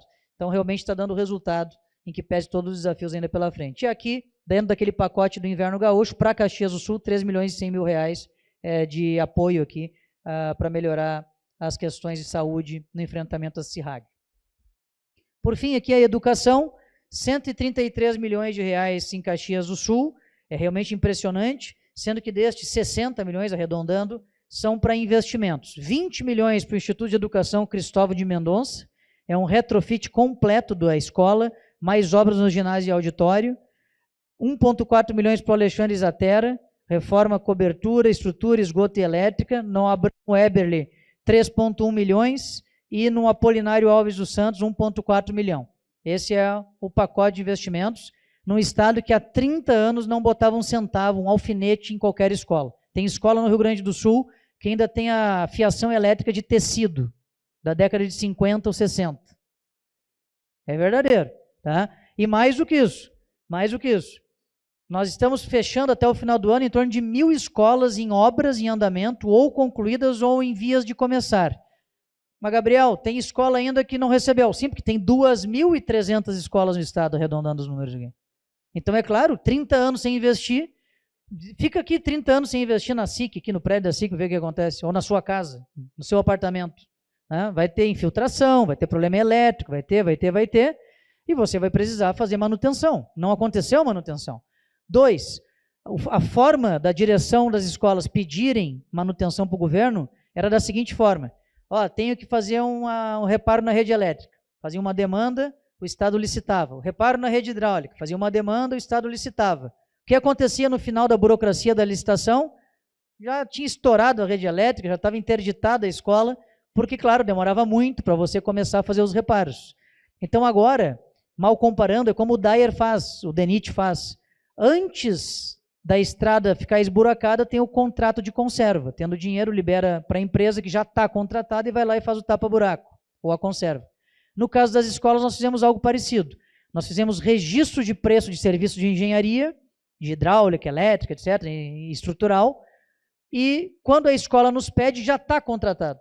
Já está contratado. Então é mais rápido também. Além de ter mais dinheiro, tem mais agilidade no fluxo administrativo. Estamos investindo bastante em educação. Aqui em Caxias, para habitação, 25,8 milhões de reais, né, nas casas populares aqui que estamos fazendo com a prefeitura. E também aqui, nossa menina dos olhos, que é a segurança pública. 2024 foi o ano mais seguro da história do Rio Grande do Sul. Esses números são impressionantes, eu gostaria de ler para vocês, porque realmente são impressionantes. Se eu pegar o pico do índice de criminalidade, que foi 2016, até agora, nós diminuímos 87% roubo de veículos, 78% roubo de pedestres, 72% roubo à residência, 48% de queda nos crimes violentos letais intencionais, ao todo, e se eu separar aqui os crimes violentos letais intencionais, latrocínio menos 83%, que é assalto seguido de morte, e homicídio 54%. São números impressionantes. Só é possível devido a comprometimento aqui das forças de segurança, da Brigada, da Polícia Civil, do IGP, etc., mas também, claro, com investimentos em tecnologia, equipamento e até questões remuneratórias que foram feitas, além de muita integração entre as forças e uso de inteligência. Temos análises preditivas no programa RS Seguro, que é fundamental para a gente poder coibir o crime. Se eu recortar aqui só na Serra Gaúcha, 59% a menos de abigeato, 82% de queda de roubo de veículos, 25% de furtos em geral, 67% de queda de roubos em geral, menos 27% de homicídios e 90% de latrocínios. Latrocínio, homicídio muitas vezes é guerra entre traficantes, tá? Mas latrocínio é cidadão comum que está andando na rua ou no seu carro, assalta a mão armada e infelizmente acaba em óbito. Redução de 90% aqui na Serra Gaúcha. É isso, coronel? Estou errando. É isso? Tudo bem. Então, se não fosse, vocês não diriam também, eu garanto. Vocês iam me mandar um ato depois. Né? Muito bem. Aqui, vamos abrir então, no endereço, tá aqui, Antônio de Gaspar, esquina com a rua José Bistol, em Caxias do Sul, 22 milhões de reais. Vai ter um Centro Regional de Defesa Civil do Governo do Estado aqui em Caxias, um prédio com militares, com equipamentos, com embarcações, com caminhonetes 4x4, que nós estamos adquirindo via Funrigs, ou já os adquirimos, e vamos ter, não só aqui em Caxias, mas vamos ter uma série de centros regionais da Defesa Civil aqui para a gente poder regionalizar a Defesa Civil quanto mais possível. Tá? Além disso, vamos ter, como é que chama, Major, ali? Adjuntorias regionais, né, que são subsedes regionais. Por exemplo, pode ter uma em Bento, pode ter uma em Farroupilha, pode ter uma, etc., para Bento e Vacaria aqui, tá? Bento e Vacaria, que vão ser as como é que é? Adjuntorias regionais. Muito bem. Muito bem. Então, segurança pública, os investimentos, 273 milhões de reais de investimentos nas prisões aqui da região e também o aeroporto Campo dos Bugres. Sim, é segurança porque aqui está o BAV, né, o Batalhão de Aviação. Nós vamos investir 124,4 milhões para reformar o hangar e reformar a rede elétrica do Batalhão de Aviação aqui, que dá apoio a essa região do estado. Ó. Ao todo, aqui em Caxias, na aquisição de viaturas, deu 26 milhões e meio de reais. Todas as viaturas que o governo do estado adquire nesse governo é semi-blindada, para bem proteger os nossos policiais no combate ao crime. Aqui estão os investimentos aí, Felipe, em turismo regional, 26,7 milhões, e aqui em Caxias, 3 milhões e meio de reais em turismo. Tá?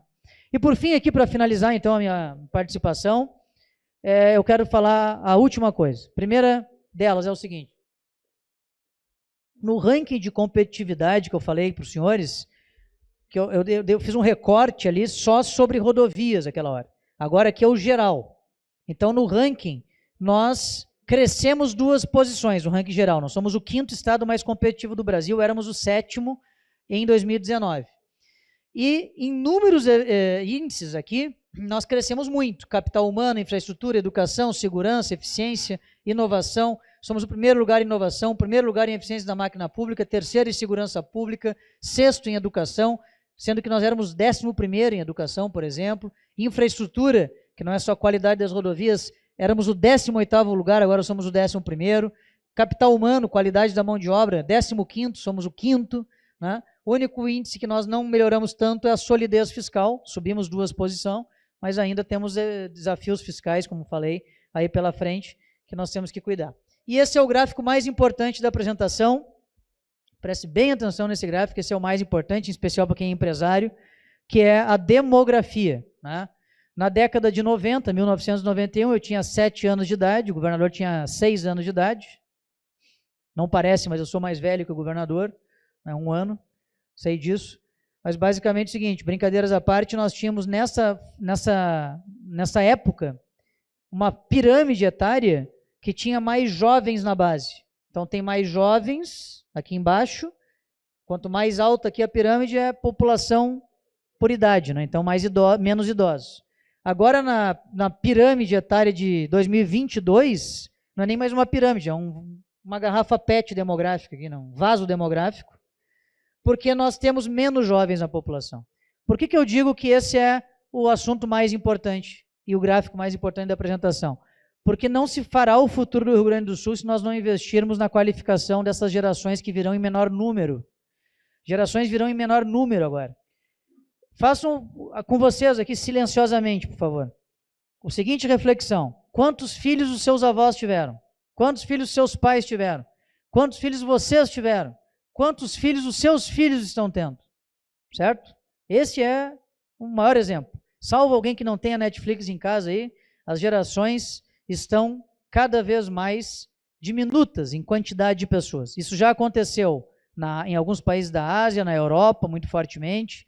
Por isso que eu digo que vai ter uma reforma da Previdência Nacional aí, seja quem for o presidente, pelo menos se vier um presidente responsável no próximo mandato, porque a configuração brasileira está mudando. E o Rio Grande do Sul é o primeiro estado que perdeu o bônus demográfico, que é quando tu tem mais pessoas economicamente ativas do que inativas.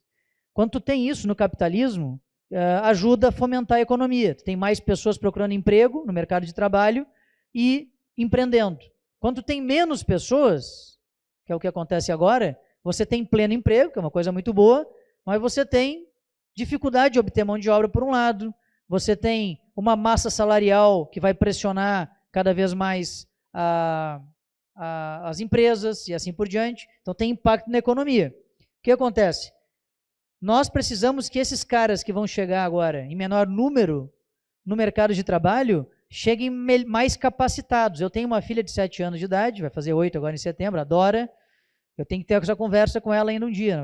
Filha, tu vai ter que ser mais produtiva que o papai e que a mamãe. Né? O que não denota muito esforço, talvez. Né? Alguém poderia brincar aí. Mas brincadeiras à parte, é muito importante que as novas gerações sejam mais produtivas que as suas anteriores. Então, por isso, precisa muito investir em capital humano. Como é que se faz isso? Primeira coisa, primeira infância. Primeira infância é fundamental. Gestação, ainda na barriga das mamães, até os 6 anos de idade. O cérebro humano, 90% do cérebro humano é formado até os 5 anos de idade. Toda a conexão neural, as conexões cerebrais, sinapses nervosas, arquitetura cerebral é formada nesta faixa etária.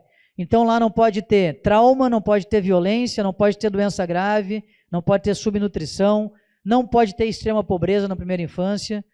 A primeira infância não espera, porque os 2 anos de idade de uma criança é agora, ano que vem é 3, e depois é 4. Então, nós precisamos agir cada vez mais para melhorar a primeira infância do Estado. E também, claro, educação. A educação é fundamental, porque, naturalmente, a qualificação passa por isso. Nós estamos aí começamos o governo com 18 escolas de ensino médio em tempo integral no Estado, estamos com 300 escolas de ensino médio em tempo integral, e vamos chegar a 500 escolas no ano que vem, mostrando que é muito importante ter escolas em tempo integral, porque esse é o melhor jeito de preparar os nossos alunos. E vamos interligar cada vez mais com a educação profissionalizante, que é também uma das grandes pautas e bandeiras aí que nos exige. Portanto, acho que falei basicamente num sobrevoo geral aí sobre os principais assuntos. Aqui são os 3 pilares do Plano Estadual de Desenvolvimento Econômico Inclusivo e Sustentável. Esse plano é muito importante aqui para o Estado. Ele baseia-se em uma série de indicadores, setores econômicos novos, e certamente é fundamental para o futuro do Estado. O futuro do Rio Grande começa agora, né? Nós precisamos imediatamente ter cada vez mais noção e consciência da importância do momento que estamos vivendo para poder preparar o Rio Grande do futuro, e certamente é isso que estamos buscando fazer no nosso governo. Muito obrigado.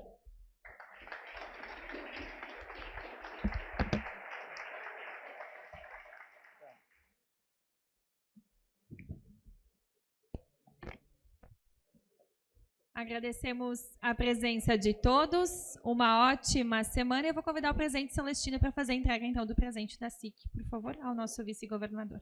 Até a próxima terça-feira. Boa semana.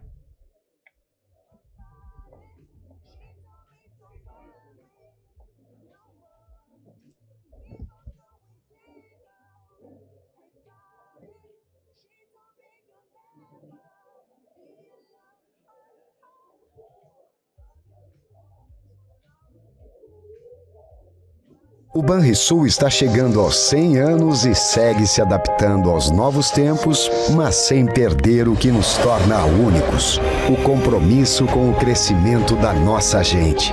É por isso que entendemos quando um cliente quer um aplicativo na palma da mão ou uma conversa olho no olho. Estaremos sempre ao teu lado, entendendo que cada cliente é único, assim como o nosso banco. O Banrisul é um banco único, porque te entende. Somos fonte de proteção. Parceria para confiar de olhos fechados, para descobrir o verdadeiro amor. Ao longo de 90 anos, gerações inteiras passaram pelo Círculo Saúde. Tivemos a honra de acompanhar de perto muitos capítulos de histórias únicas. E assim nossa trajetória se entrelaça com a sua. Cuidamos de você e de quem você mais ama. Vibramos a cada passo e criamos confiança uns nos outros. Somos preocupados e protetores. Somos exigentes, inquietos e inovadores. Nosso cuidado está em cada detalhe. Somos tecnológicos na medida certa. Humanos em tudo que fazemos.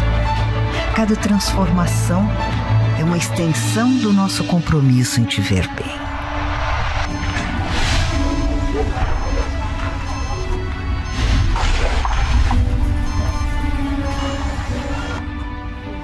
Desde sempre, nossa missão é estar presente. Por onde você for, seremos a sua melhor companhia quando o assunto é saúde e bem-estar. Vamos continuar escrevendo essa história com você, criando laços para toda a vida.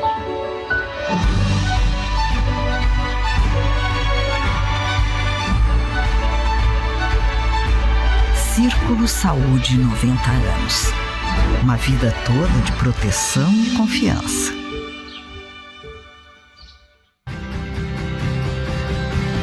Fazer jornalismo e entretenimento que conectam os gaúchos e contribuem para uma vida melhor. Nenhuma outra empresa dá tanta atenção às coisas da nossa terra e ao dia a dia do nosso povo. Todos os dias informamos, debatemos e repercutimos episódios e fatos importantes do estado. A RBS quer ser uma arena, dar voz, ser o grande talk tank de temas importantes para o nosso estado. Queremos trazer assuntos relevantes para as nossas comunidades. Trabalho, educação, inovação e empreendedorismo. E assim construir conexões positivas que impulsionam a evolução. E na busca por relevância e conexão com o público, o papel dos jornalistas e comunicadores é cada dia mais importante. Queremos ter as vozes mais relevantes e, para isso, estamos abertos a parcerias e novos modelos de atuação. A partir do humor e da música, levamos leveza e diversão para o público na programação da rádio e da televisão. A maioria dos grandes eventos que vêm ao estado são realizados com a RBS, tanto na promoção quanto na produção. Com a Globo, temos em nossa grade os melhores programas de jornalismo e de entretenimento, com as maiores audiências do país. Há 4 anos lançamos GZH, que hoje conta com mais de 100 mil assinantes. E a meta para o futuro é audaciosa. Queremos aumentar a carteira de assinantes digitais em 50% nos próximos 3 anos e amplificar a atuação de todo o nosso portfólio digital, principalmente no esporte e no entretenimento. Interativo e segmentado. O rádio é sempre atual, é instantâneo, é móvel e pode ser consumido em qualquer lugar. Otimista com a TV aberta no Brasil, a RBS está atenta ao avanço pós-TV Digital HD, que prevê tecnologias para personalizar conteúdo, direcionar a publicidade e trazer ainda mais funcionalidades e qualidade. A evolução dos aparelhos de televisão vai acelerar o surgimento de novidades. E pode ter certeza, vamos acompanhar essa transformação. A força da RBS no mercado publicitário reflete nossa forte relação com os gaúchos. Queremos ser parceiro de negócios das marcas que atuam em nosso estado. Acompanhamos a evolução. Combinamos novas ferramentas com a tradição e a liderança dos nossos ativos. Simplificamos as decisões e, com a nossa visão 360, entregamos mais do que se espera de um veículo de comunicação. E tudo isso só é possível graças às nossas pessoas. Quem trabalha na RBS acredita na comunicação e na diferença que ela faz, seja nos negócios dos clientes, seja na evolução da sociedade. São as pessoas que fazem a RBS ser a RBS.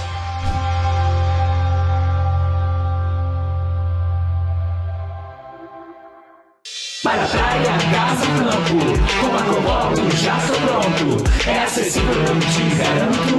Chega junto, é o nosso encontro. Pro cinema, exposição, quem sabe aquele jogão. Com Marcopolo, meu irmão conectado, eu não fico na mão. Estudar ou trabalhar, passar de volta pro lar. A Marcopolo estará lá, com segurança vou chegar. Brasil e mundo afora, confiando a toda hora. Minha passagem vou pegando, de Marcopolo já tô chegando. Embarque com a Marcopolo. Somos muitos e múltiplos, em vários cantos do Brasil e do mundo. Com paixão por trilhar novos caminhos, inspiramos e mobilizamos sonhos e pessoas, inovando e criando soluções para os desafios todos os dias. Vamos em busca de uma prosperidade compartilhada, que respeita nossas relações com o planeta e com as pessoas, que sempre tem espaço para mais. Uma nova ideia, um novo produto, um novo serviço, que cria um futuro sustentável em conjunto com um novo jeito de pensar e fazer a mobilidade. Somos formados por gente que sabe que em um mundo tão dinâmico como o nosso, manter-se em movimento é fundamental. É assim que seguimos, com apetite pelo amanhã e muita coragem para viver o futuro. Incansáveis, inquietos, evoluindo para conectar pessoas e riquezas, gerando prosperidade. As empresas Randon agora são Randon Corp.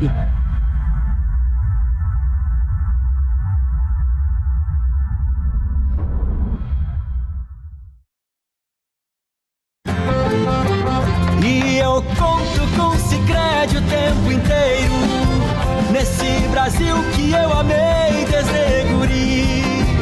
Cooperar e prosperar com esse parceiro é contar com quem tá sempre aqui.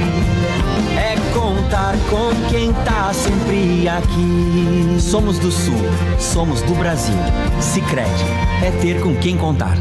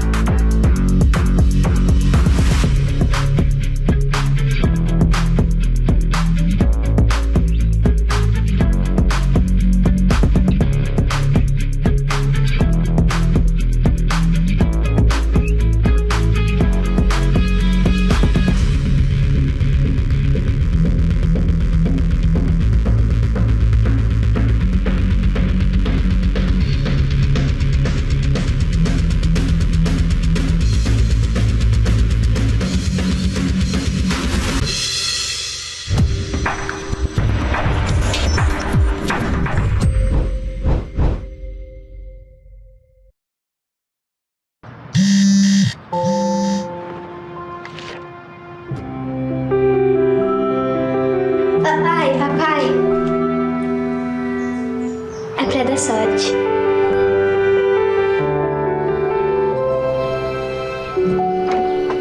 Deu certo, papai? Deu certo, filha. O crédito que gera o desenvolvimento transforma a vida de milhares de famílias. BRDE.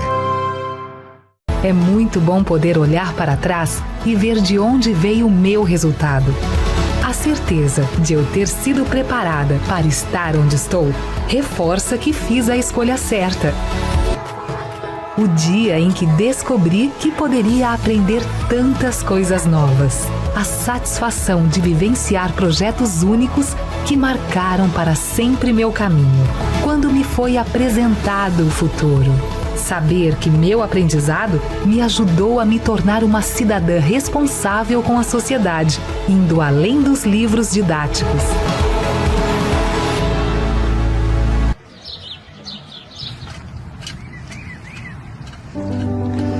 Eu era agricultora, porque ele era pedreiro, ferreiro, e nós fomos morar para nossa casinha. Então eu disse assim, o que eu vou fazer? Eu vou virar essa terra. Ali eu comecei a plantar em volta da casa, e ele trabalhando, né, de pedreiro. Eu já tinha os 6 filhos. Plantava, vendia, fazia chimia, fazia pão, fazia tudo um pouco para vender, fazia sabão. Botei ali uma bodeguinha assim, bem simplesinha. Nem interesse de fazer um mercado. Aquilo estava só para dar um dinheirinho a mais na família, né? Ao longo dos anos, o Super Andreassa estabelece relações próximas e duradouras com clientes, funcionários e fornecedores. Expande os negócios na região e se consolida como uma das principais redes supermercadistas do sul do Brasil. O Grupo Andreassa cresceu junto à região, ao lado das pessoas. No decorrer do caminho, reunimos sonhos, multiplicamos conquistas. Somos hoje mais de 40 lojas e 4.000 funcionários, que atendem em média 50.000 clientes por dia, consolidados em 3 marcas: Supermercados Andreassa, Super Vantajão e Vantajão Atacado. Chegamos até aqui, unidos pelo trabalho, e uma certeza: nosso grande propósito é proporcionar uma vida melhor para todas as famílias. Jamais eu plantei aquelas pequenas plantas que deu produto pensando numa coisa tão bonita que é hoje.